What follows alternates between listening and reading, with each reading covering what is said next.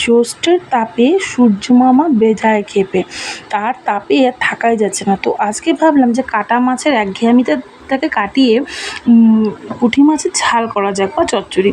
তো মায়ের কথা রাখতে চলে গেলাম বাজারে। বাজার থেকে নিয়ে আসলাম টাটকা পুঁটি মাছ। হ্যালো এভরিওয়ান, এভরিডে মমস কিচেনে আরও একটা ভিডিও নিয়ে তোমাদের সামনে চলে এসেছি।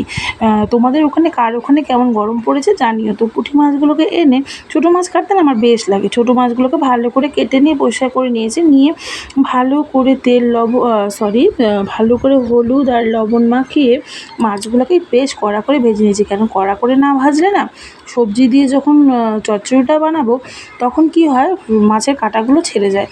তো মাছগুলোকে ভেজে নিয়ে তার মধ্যে সবজি কেটে রেখেছিলাম, বেগুন, ঝিঙা, ডাঁটা, আলু আর কচু।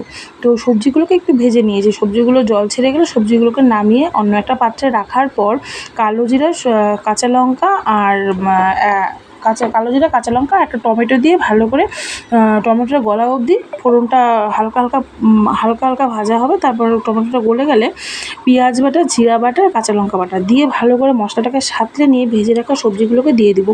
সবজিগুলো থেকে যখন তেল ছেড়ে আসবে তখন হালকা একটু জল দিয়ে, মাছগুলো আগেই দিয়ে দেবো, হালকা একটু জল দিয়ে ফুটতে দেবো। ফোটা হয়ে গেলে ধনেপাতা দিয়ে নামিয়ে দেবো। খেতে কিন্তু দারুণ লাগে, করে দেখতে পারো।